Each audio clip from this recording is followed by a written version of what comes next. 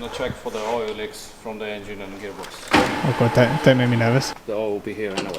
Oh god. Hi guys, and welcome back to Archie Hamilton Racing, and welcome to another video where today, well, it's Mclaren 720S day. This is probably D-Day as well, as you would have known. I've just bought this car. I'm super happy with it. It's amazing, and yeah, it's a dream come true even to look at that flipping sat there. But what we're going to do in today's video is I want to find out the full history of the car, its ownership and everything else, and actually inspect it. So we're heading to a location today where we're going to get it on a ramp, inspect it, and see if there is anything wrong with the 720, because as you know, there are problems which occur on certain McLarens and they have a bit of a bad reputation at times. I personally have never experienced it, but I want to find out more what this car's history is all about. So we're going to go in, head to a location and have some fun along the way. So yes, that's what we're going to do today. We're going to see the full history about this car, and yeah, I cannot wait to do it. But not only that,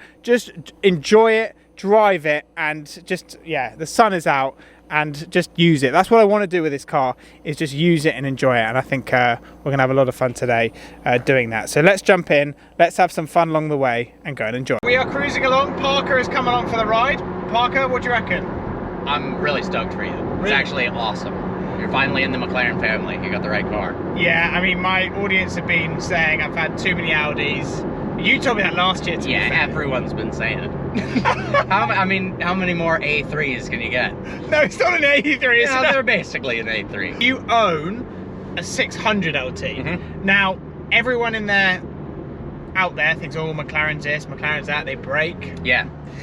What has your ownership been like? So, 720s, trash. I'm just kidding, but I'm totally joking.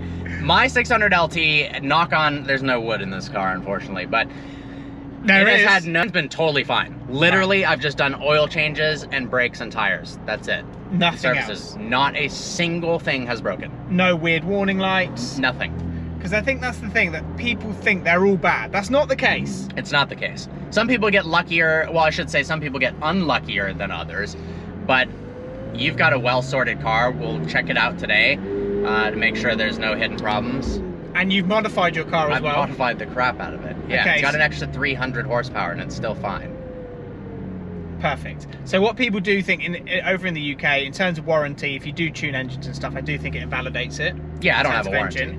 But, oh right, that's gone straight away. Yeah, no chance. Oh right. So they're going to be like, oh yeah, it's fine. It has 900 instead of 600 horsepower. We'll warranty it? No.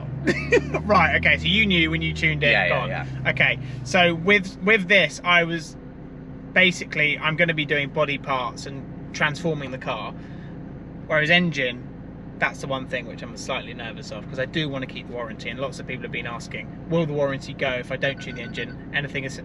See, what was that? Parking sensors, just kind of... I'm so nervous of everything.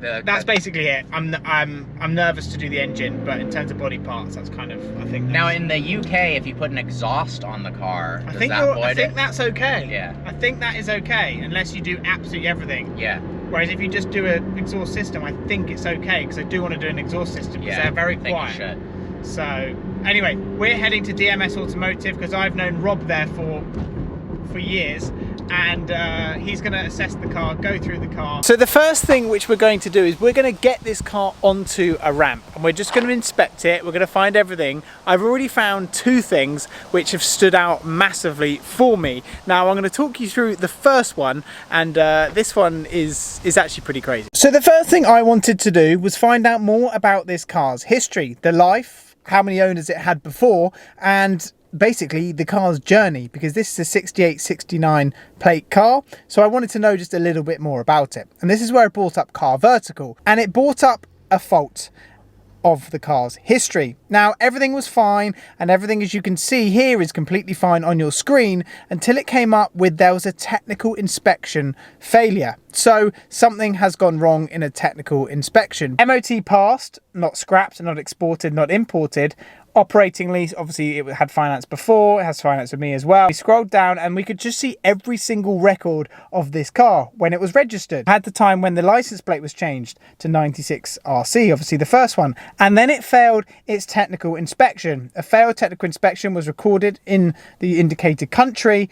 Unsuccessful emission test was near headlamp aim too low. So that's why it failed in MOT, because the headlamp aim was too low. I mean, nothing serious, but it had a bit of a sort of a warning bit and I was a bit scared.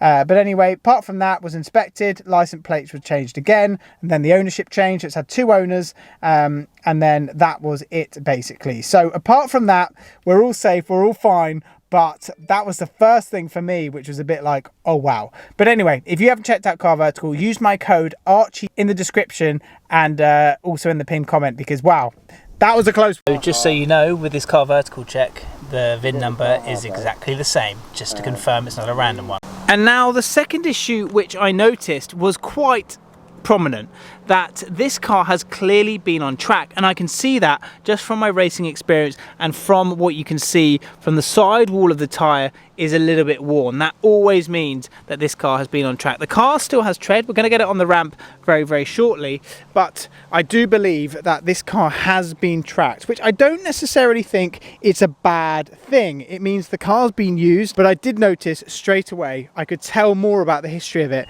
Not that I knew, because I didn't know, but you can tell, and I think on the front wheel you can see a little bit more as well, that this car has definitely been on a circuit, which is fine, but it is what it is, and I'm sure I will take it on a circuit as well, but it means it's been used. Now we're going to go inside here at DMS, because we're going to go and find out more about it and get this on a ramp and see underneath the car, and let's hope there's no hidden nasties when we do that. Time to give it an inspection, everybody. Isn't that just insane?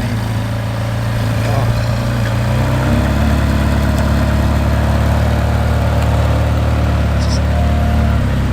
Just ridiculous. I just love the LEDs on the front of the 720S as well. They're super cool. Rob, how are we? We are good, thank you, Archie. Good to see you. You're going to inspect the car. Well, Marish is already on it. I'm glad you took my advice. You did. Everything came through you, really, in terms of recommendation. No, you got a good car. I know the first ones you're looking for were not the best spec, but this is perfect. And you do feel these are very spec dependent? Yeah, well, it makes it like you didn't understand how much extra it is to get the decent wheels. Yeah. So you really need to get everything you want on the car. It's very expensive to retrofit after. Because the wheels are 10 grand or something? Yeah, and you've picked a colour that's of the later models, so the car actually looks newer because of the shade of the colour. Right. And what's the common thing? Marish, what are you looking at? I'm nervous with this. I'm nervous. What's got this torch? So you have charge coolers at the front, very susceptible to stone damage. There's no damage on it. There's no damage, yeah. No damage? No. And And the whole car is PPF as well. And the whole car is PPF'd. And surprisingly exceptional condition inside as well. Yeah, I think that was the first thing you noticed, wasn't it? That actually the car is well looked after. I think, like we were saying earlier, is if somebody doesn't really care about the car, you can tell. Plus, the typical things, you get silicone on the dash where it's been valeted and everything, but actually, I would say this was owned by somebody who actually did cherish it, because the interior looks like 1,000 miles, not 10,000 miles. We're going to check for the oil leaks from the engine and gearbox. Oh god, don't make me nervous. Well, McLaren has a panel with a bit of a, for want of a better word, a bit of a nappy on it. Right. This plate comes up and it absorbs all the oil into this kind of big absorbent pad to stop any minor leaks from going to the driveway. Okay, and that's one of the big things, right? Yes, yeah, so... And that's basically what we're looking at here.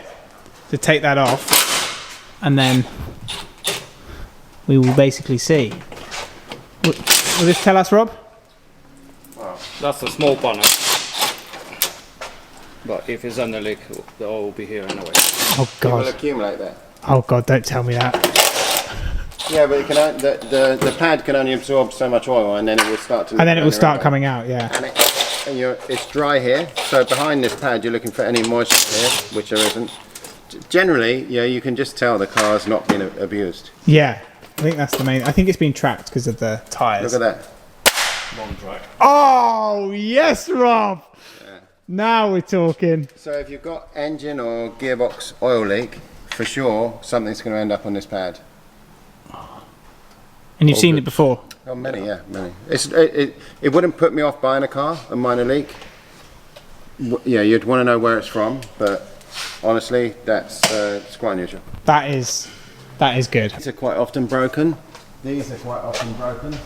Oh really? Yeah, so although that's rubber, yeah, it's like if someone's flying over the speed bumps, this will be scuffed and damaged. These are quite often knocked off. So I don't know. It's like I say, it looks like it's been cared for. Abused. No, it has not been abused. No. Not been abused. Yeah. Well, that is good because I guess it's a nerve-wracking experience buying something when you're not sure, but it's fine. And the pads have got loads of depth. Yeah, the pads are pretty new on there. Very important on these cars to make sure that you change the pads before you get a pad warning light. Why is that? Because the actual pad material is fixed to the rear metal plate of the pad by black pins. So while that's wearing down, because the pad doesn't wear flat, it wears like the hottest part of the disc entering will wear the most. So where this is going, the calipers on this side, the top edge of the pad will wear first. On the front, the bottom edge will wear. So it's just a good idea to put your finger there, and if that's getting too low, the pad depth there, you're at a very big risk of damaging the disc. And then it gets expensive. And the disc, as you can see, is unmarked. There's no wear on the disc.